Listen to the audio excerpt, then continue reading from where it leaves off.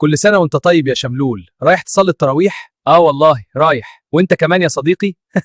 طبعا يا اخي لازم نصلي علشان ربنا يقبل صيامنا ويغفر لنا. الصلاة في المسجد لها طعم تاني.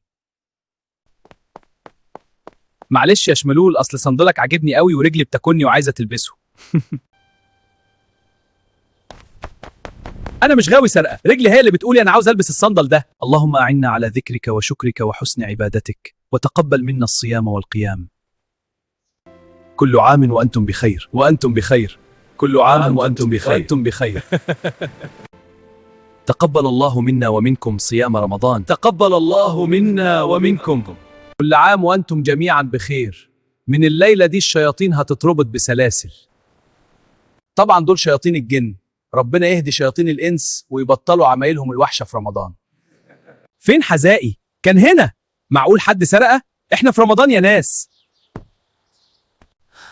يا اللي بتسرق لازم تعرف ان السرقة حرام، والحرام نار في الدنيا والآخرة.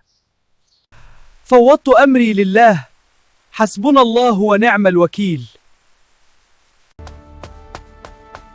حذاء جميل وكان نفسي فيه من زمان. كل اللي حصل لي بسبب السرقة في رمضان.